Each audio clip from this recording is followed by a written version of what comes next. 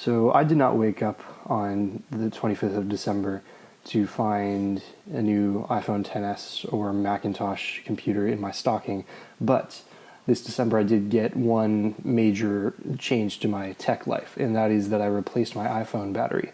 I took advantage of the almost over discount, the $29 value for the battery replacements for iPhones. So I've had my iPhone 7 for over 2 years now, and for the past year I used the smart battery case to extend my battery life.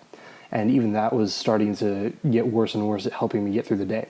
And so eventually the silicone on the smart battery case ended up getting kind of torn, and the case wasn't holding up very well. So I was just using my normal case that I got when I first got the phone. So I am now not needing the battery case anymore. I'm currently at 12% battery near the end of the day. So it's much better. I've definitely noticed an increase in battery life. Yeah, I haven't done the replacement, and I don't really plan on it. I can get through a whole day. That's good. Normally on my iPhone 6S. Okay, 6S, yeah. What's your battery health at? And if you check the it's at 85%. Really? Wow. Mine was at 79%. Yeah. That's wow, surprising. and yours is newer than mine. Yeah. You got yours after I got mine. Yeah. Okay. I don't know what I was doing. Like maybe the battery case makes it like, because I know it's not good to keep it fully charged for too long. And I think the battery case basically was just causing it to constantly be at full charge, and I don't know what that was doing to the health. So, yeah. Anyway. So that could be it. Yeah. So, anyway, today we're going to be talking about the main things that happened this year, the main themes for Apple. So that's going to be the main topic this week, or this month, on episode 2 of The Flock.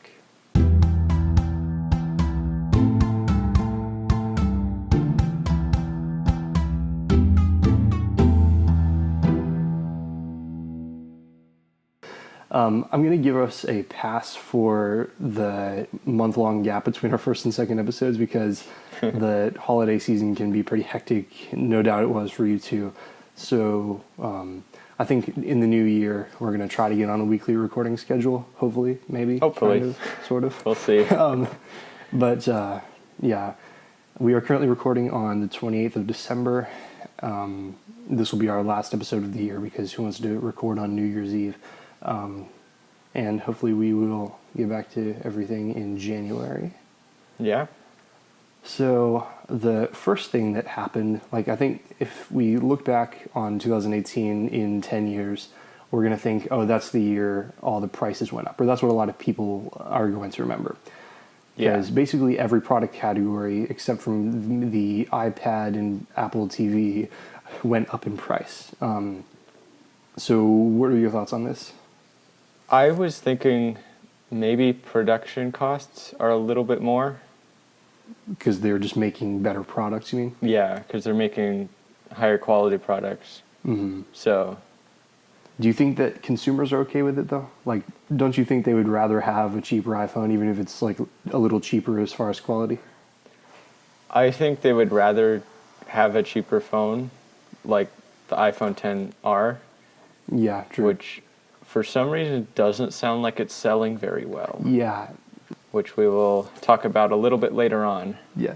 Oh, yeah, actually, yeah, that's a little bit farther down on our list of notes. But who cares? I'm just going to talk about it right now. We don't have to stick to the script. On my iPhone 7, as I mentioned, I have a 7. I've been getting these App Store stories that are, the title of them is Upgrade to iPhone XR, then get these apps.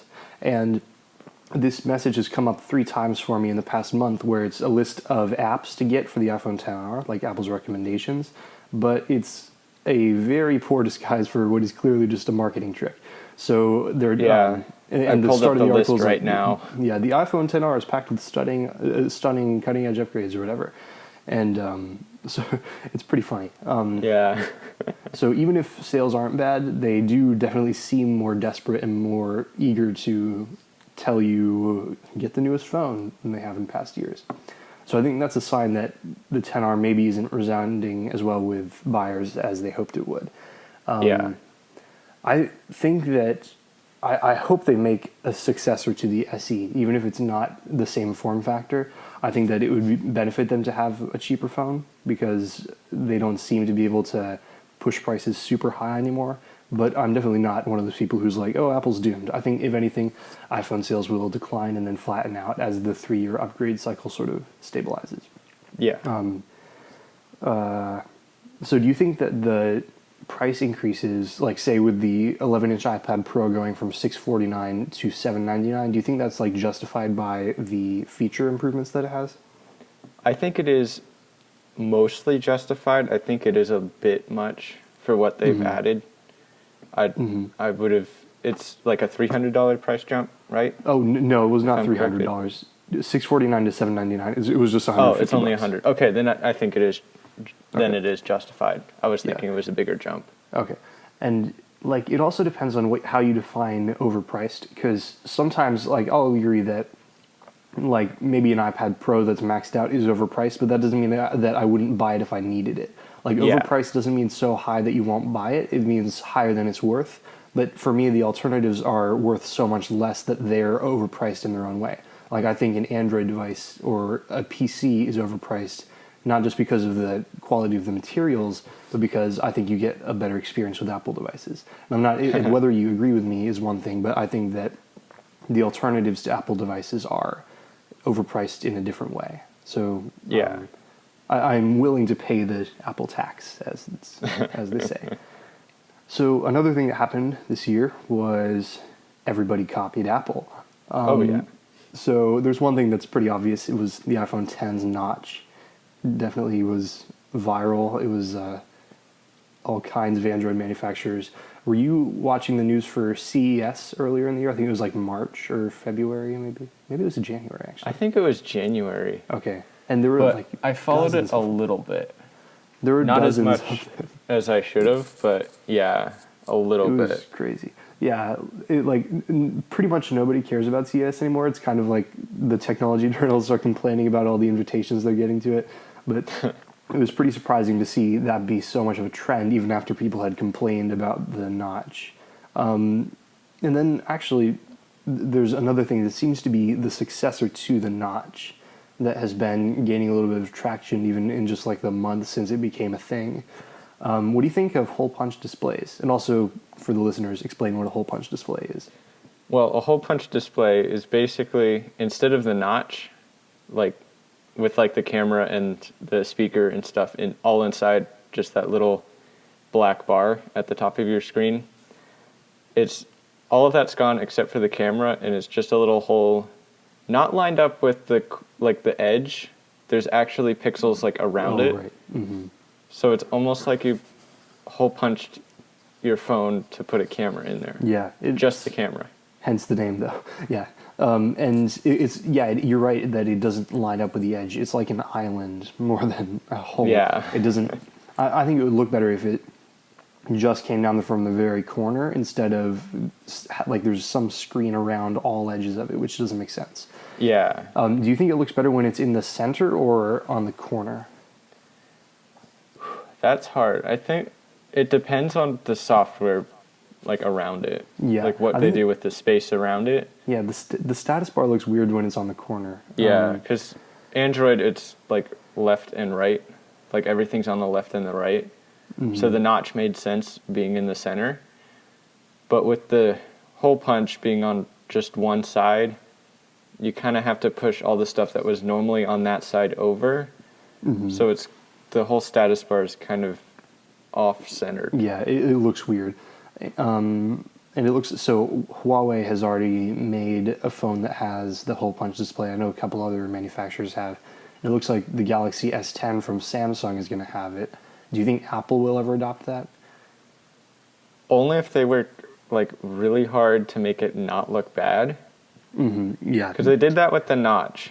Yeah, I think the notch looks fine. Like I was reading an article on Medium about this a while back. It was about how the corners of the notch are not just rounded corners; they're squircles. I'm a big fan of squircles, so that's why it doesn't look terrible. Yeah. It looks much more visually pleasing for what it is compared to other notches. Yeah. So apparently the anonymous leaker known as Ice Universe on Twitter was saying that in 2020 Apple's going to have a hole punch display. I don't buy it. I think that in 2020 or 2021 they're going to have in-display technology that negates the need for any kind of interruption in the screen. I think they're willing to wait it out until that technology is available. I don't think that they're just going to follow the trend. Generally, they're the trendsetters rather than the trend followers for the design choices like that. And I don't think it would be terribly hard to like put a camera beneath the display, because they've done it with the fingerprint reader. Oh yeah. Mm-hmm. It's a similar sensor to what you have on a camera under this display, and it can see through the display. Mm-hmm. So I don't think it would be terribly difficult to do that with a camera. I definitely think it'll be more difficult because the quality of the photos is questionable, because there's pixels in front of the camera. Mm. It is still a pretty complex problem to solve, although I think that it's in the 3 years between 2017 and 2020, I think Apple will be able to work it out. And I think at the latest 2021 is when Android manufacturers would start doing in-display cameras and things like that. I also think that if Apple did a hole punch display, it would look even weirder because of the true depth camera array with Face ID and all that. Like, it would be difficult for them to have such a small cutout there. So it would basically look like the notch turned into an island and had pixels on top of it, which would be weird. That would be weird. So I think a hole punch only makes sense if you're just using the camera. But the iPhone's camera system does more than the Android camera system. So, I think that a notch is acceptable because of the utility it offers with Face ID. That's just my take on it. Although I don't think that hole punches look terrible. Some of the concept renders have looked decent to me, and it wouldn't stop me from buying the phone. But I think that Face ID is probably a better solution than just a selfie camera. Yeah. So speaking of copycatting and like trends, it looks like 5G is going to be coming to the mainstream next year in 2019, or so we've been led to believe. But I was reading a good story on The Verge like a couple of weeks ago about how it's not really going to be a thing until like 2020. Like the carriers are saying, oh yeah, we've got 5G, but it's really just in labs that they've been testing it. It's not nearly ready to be out in the wild yet. So there are a lot of people who are saying, oh yeah, Apple's got to have 5G in the next iPhones, or vague consequences that we're not going to talk about. They're not being very specific when they say, oh yeah, problems for Apple if it doesn't have 5G. They're just saying it's bad if they don't get on board with the latest trend. I am not convinced that 5G is going to be a big deal until 2 years from now, or just over a year from now, because 2020 is only a year and 4 days away. Wow. Yeah, think about that. That's crazy. Mm-hmm. A whole new decade to explore. A whole new decade of Apple doom. So it also makes you wonder what is going to define the next decade of technology for Apple. Like the last decade has been all about the iPhone and the iPad. I think that 2020 is when Apple's going to launch its Apple Glasses or whatever they're going to call it. I think that's going to be the big thing of the next decade ahead. But for now, we're stuck with smartphones and hole punches and 5G. So do you think that 5G is a big deal? I don't think it's as big a deal as people think it is. Mm-hmm. It's pretty much just a speed boost and like a little bit more other things.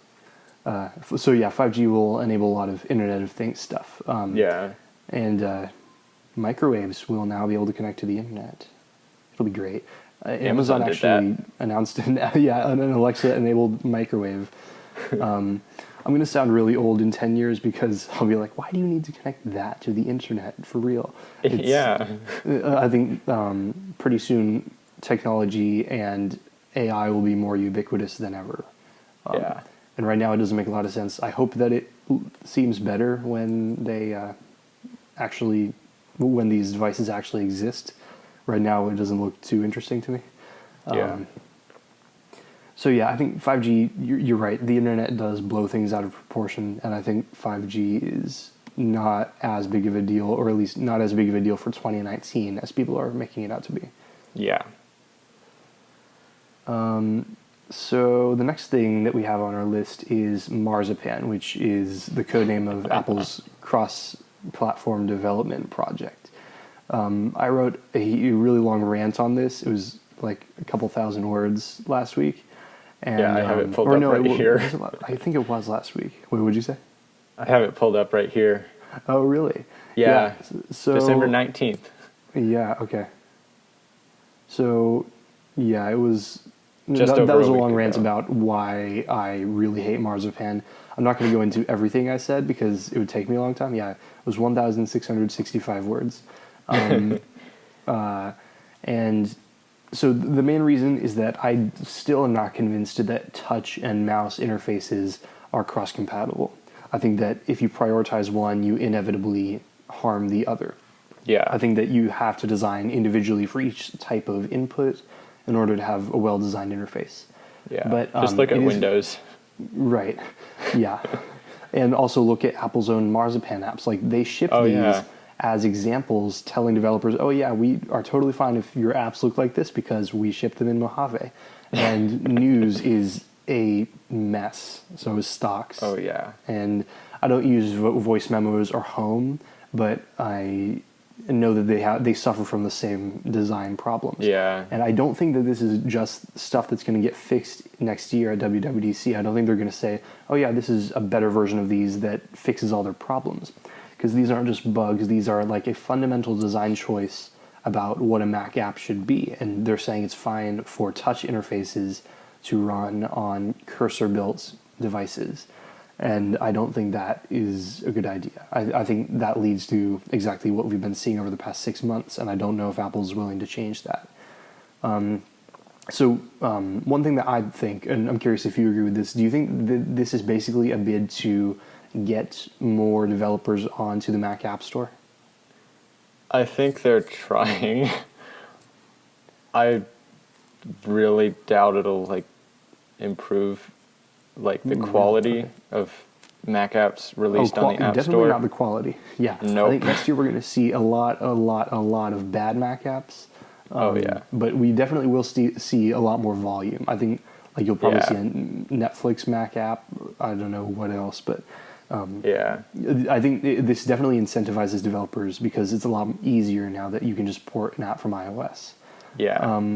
But yeah, I think this is a prioritization of quantity over quality, which is kind of exactly that's exactly the opposite of what I admire Apple for usually doing. Generally, they're more about making a good product than shipping a lot of it, and now they're allowing developers to make bad products as long as they ship as many of them as they can. Now they're just trying to get as many apps in the App Store as possible. And that was really a two-part plan. First, they made the Mac App Store not ugly anymore. The Mojave Yeah, App super Store happy about does look that. pretty good. And I actually don't know whether the App Store itself is a port from iOS, if that's a Marzipan app. I don't think it is, because it's pretty well designed. There are a couple things I would change about it, but I like the new App Store.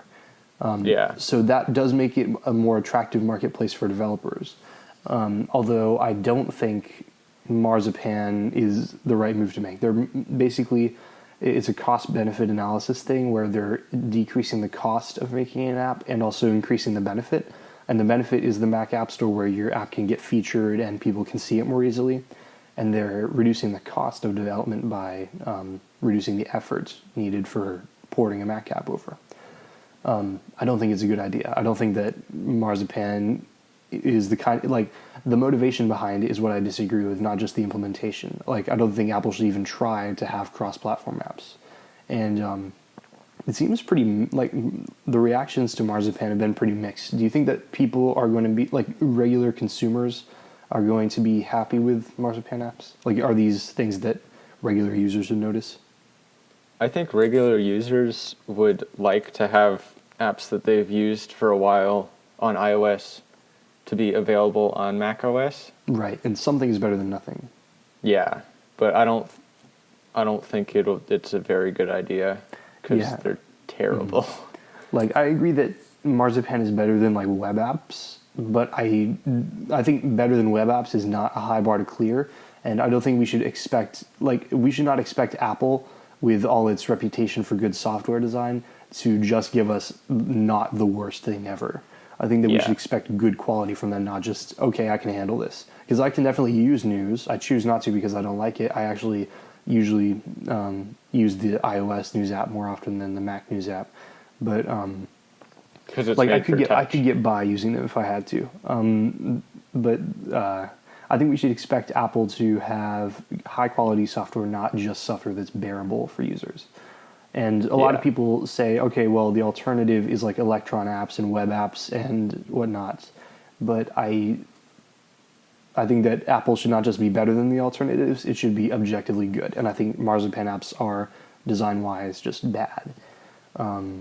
Yeah. And I'm not alone in thinking that, but there are also a lot of people who think otherwise and think this is sort of the future and you should get on board.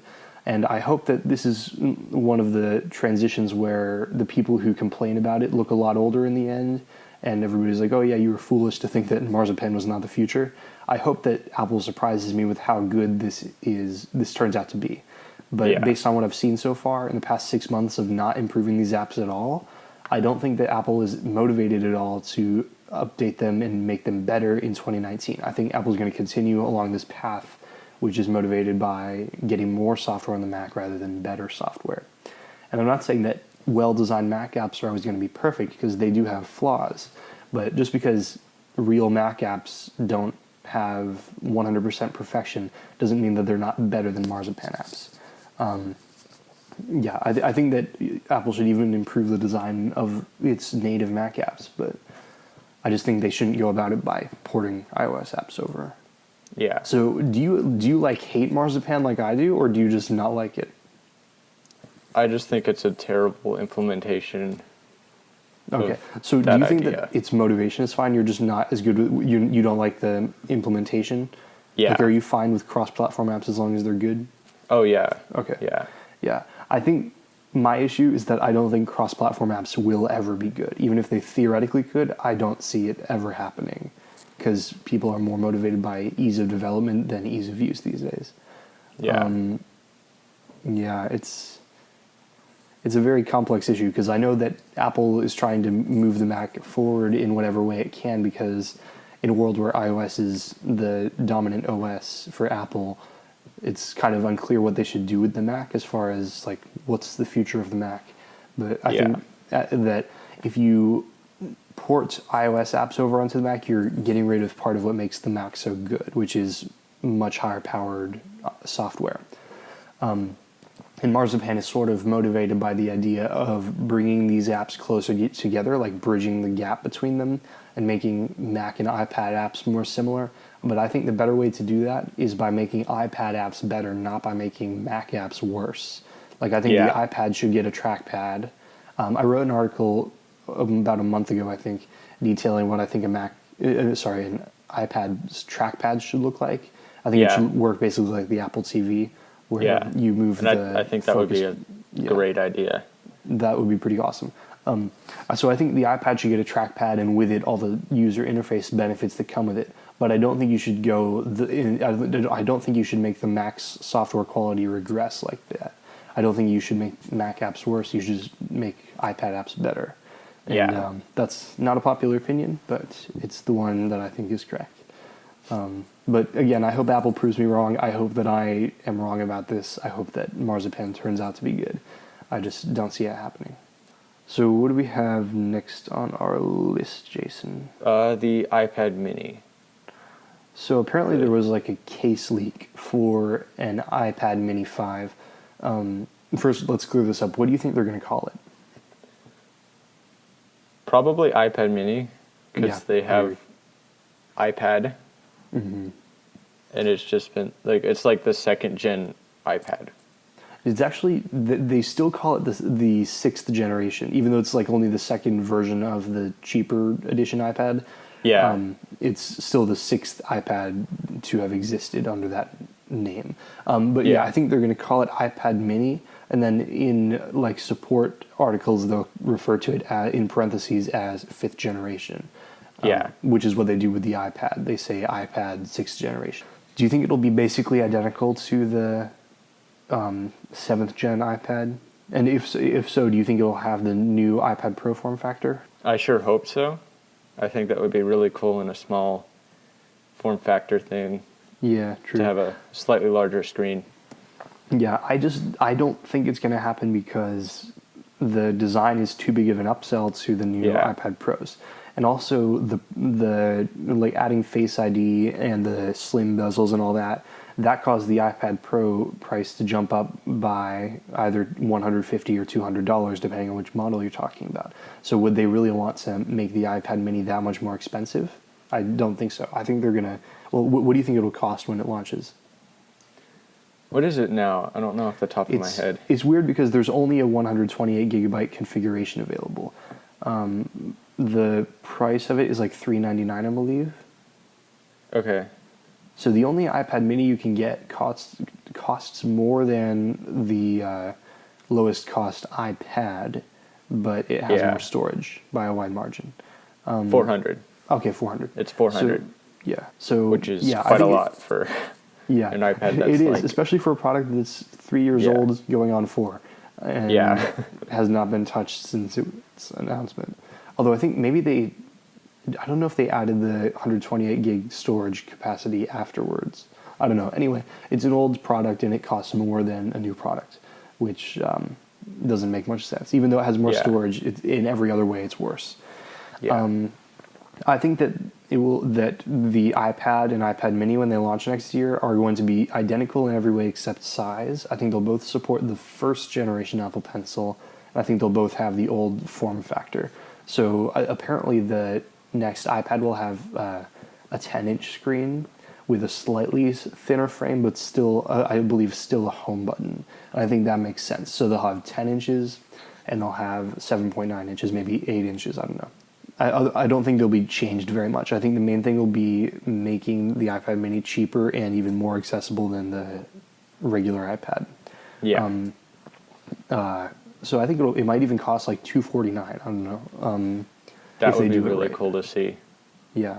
What processor do you think it'll have? The current iPad runs on an A10 chip.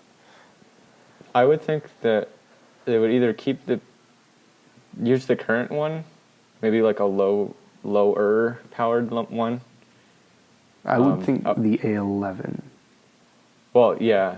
Well, not the current one, but like the current one that would be when they release it. With that current lineup, so it would be the A11. Okay. Well, wait, no, they're on the A12X right now. Oh, wait, so it would be the A13.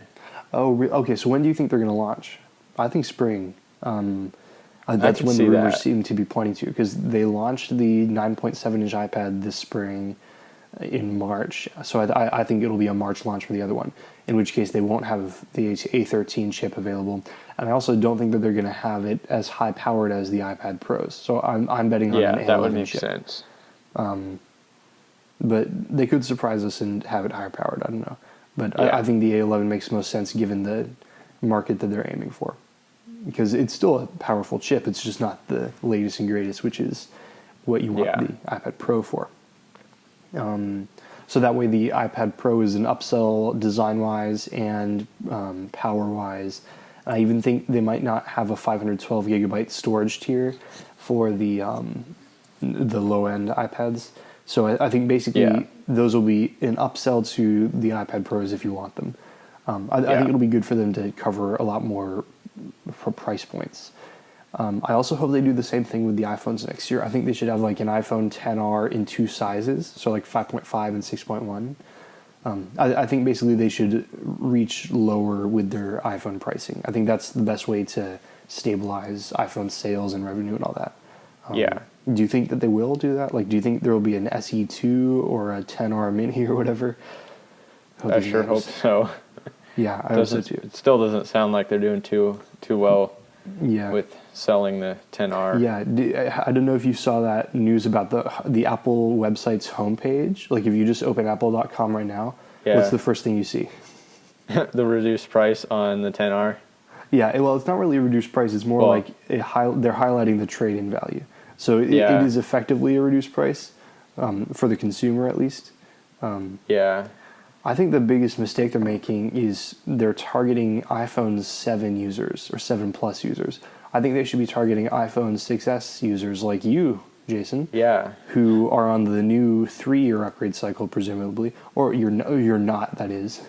Um, I think the 3-year upgrade cycle and eventually the 4-year upgrade cycle in a couple of years is going to be like what the market is trending toward, and I think Apple needs to get on board with that because they're not doing too well trying to market to people who have 2-year-old devices.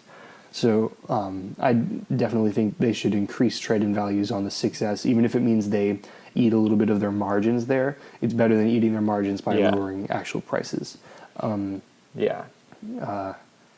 So do you think it's a 3-year upgrade cycle that most people are on by now, or do you think it's going to be 4 years? Probably 4.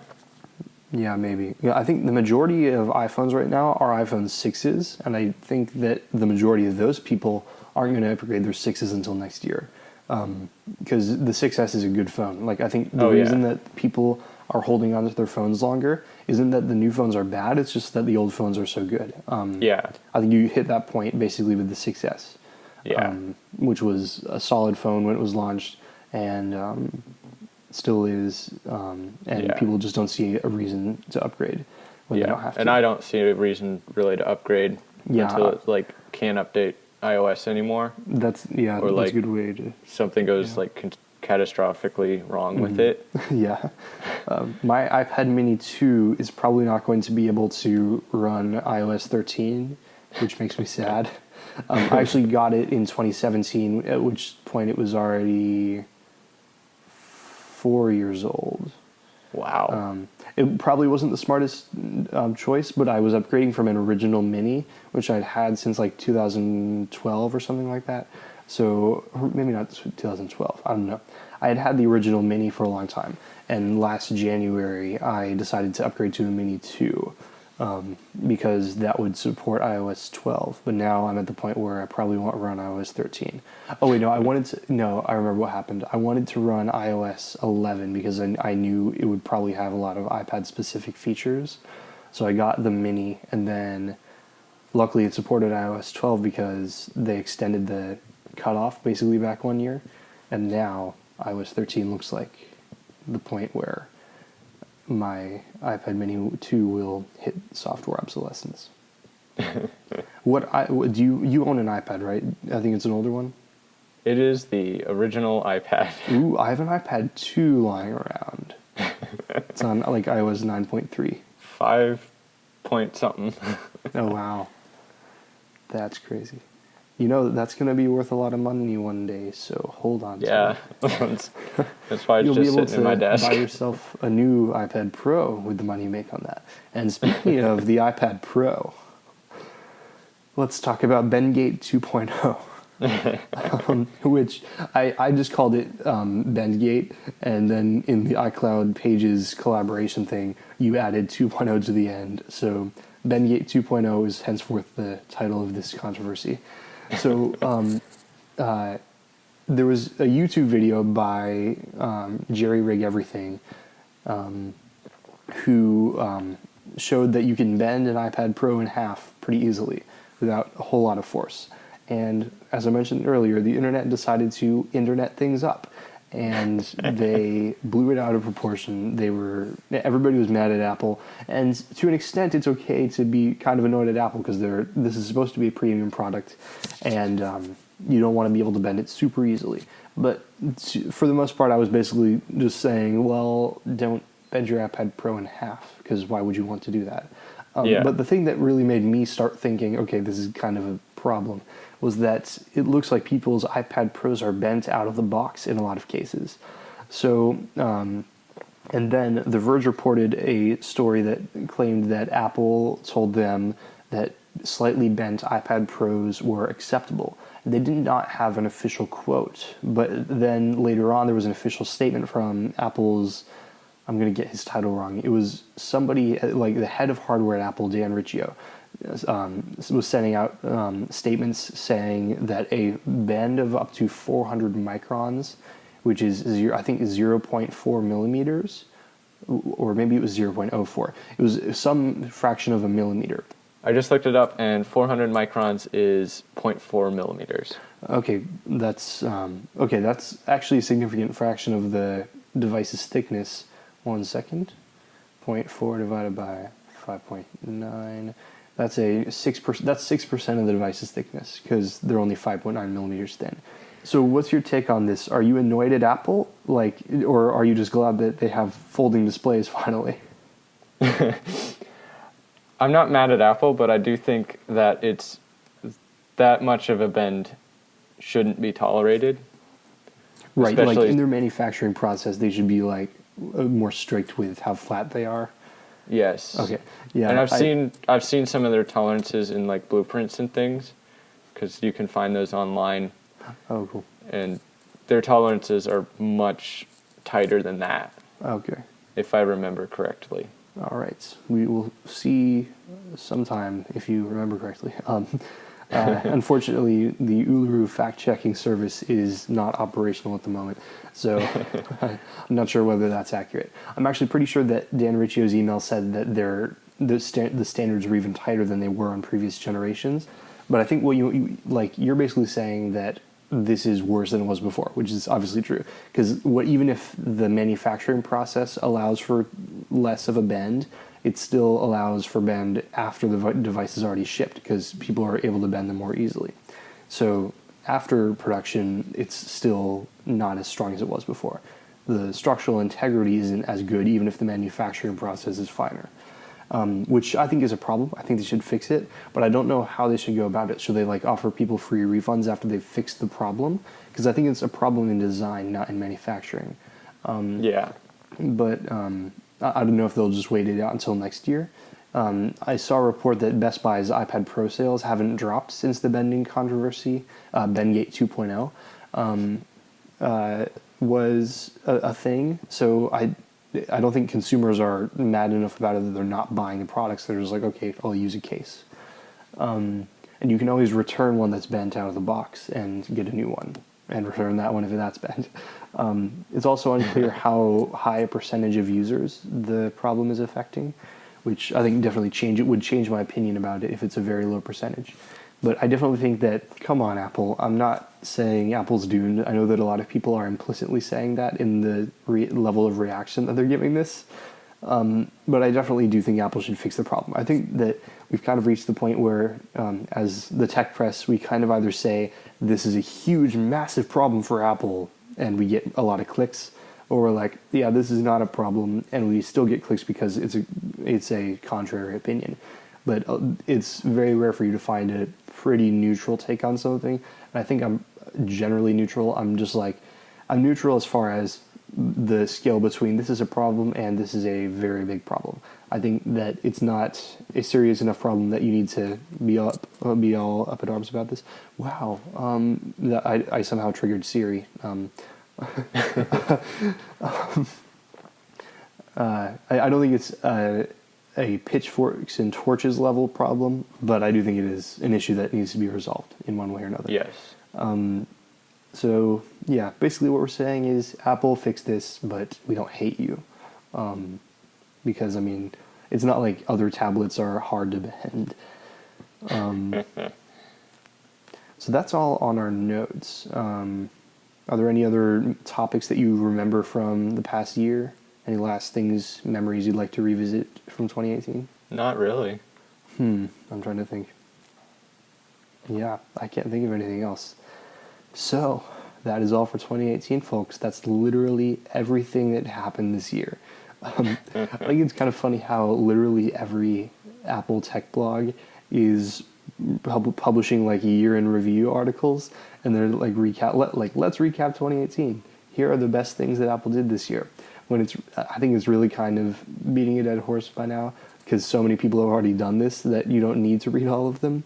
But it's just kind of a tradition that's sometimes annoying. Because it sometimes feels forced for you to say, okay, here's everything that happened this year. I don't think that reporting on this stuff should be forced. It should happen when it has to. Yeah. That's why I am glad that I don't have like a quota for articles that I have to write. I just write whenever I feel like I need to. But yeah, I get that it's different if you're getting paid to do this, but I don't know if year-end review articles are always worth doing. Yeah. So one thing that I do find interesting is when people like give Apple a grade, like on a school grading scale, like from F to A, on their performance over the past year. So what grade would you give Apple this year? Probably like a high A minus. Okay. I would say a B plus because I think the products were good. I think that they had more controversy than they needed to. The whole battery gate thing, I don't think was handled well from a PR perspective. It started at the end of 2017 and then continued into 2018. I think that they could have done a better job with public relations overall. I think they didn't do a good job of fighting off the narrative that they're malicious in the way they slow down devices, even though I know they're not. But I think the products were good. I think a lot of the ways they handled issues were not good. I think that prices could have been better. I'm not saying that they have to lower their prices or they're doomed. I'm just saying it could have been better, which is true. So yeah, overall it's a B, which is a good year. I think 2019 will be more interesting because we'll have the Mac Pro, iOS 13, which will be really good for the iPad. I hope we'll have Macs with ARM processors, which seems kind of I'm kind of tentative in my prediction on this, but I'm just gonna go ahead and bet high and hope that Apple reaches my expectations. So last thing before we go, what are you expecting from Apple next year? Like what's like if you had to say there's one thing that you're excited about for next year, what would it be? Hopefully ARM Max. I'm interested to see what they do with that. Okay. I think if I had to say one thing, I would say iOS 13. Even though my iPad Mini 2 cannot run it, probably. Because I think it just has either 1 gig or half a gig of RAM, which is pretty measly. But I mean, I still like it. It's nice and lightweight. I've been using it without a case, which is more, makes it feel much nicer. Yeah, so we have reviewed 2018. We didn't even need to write an article about it. We just said it in like 30 seconds. So, yeah, we had price controversies. I'm reading this like a sports announcer. We had copycatting from Android manufacturers. We had the rise of Marzipan apps on the Mac. We had Bendgate 2.0. And finally, we had rumors of the iPad Mini 5. And that's everything from 2018. And so you're sure you can't think of anything else that happened? I mean, we sort of just glossed over the new iPhones, but we don't need to talk about those because we mentioned them in passing in episode 1 last month. And I mean, everybody knows about the new iPhones. Yeah. So I think overall Apple's done a good job this year. I think good hardware, good software, bad PR, and 50-50 on pricing. Oh, also, we forgot to mention they became a $1 trillion company and are now not a $1 trillion company. Yep. Yeah, we sort of did not discuss the stock whatsoever. But we did discuss it last episode. So yes, go back and listen to episode 1 because that's where we talked about all the important stuff. So, Happy New Year, both to you, Jason, and all of our listeners, all 3 of them. And we will see you guys again in the year 2019.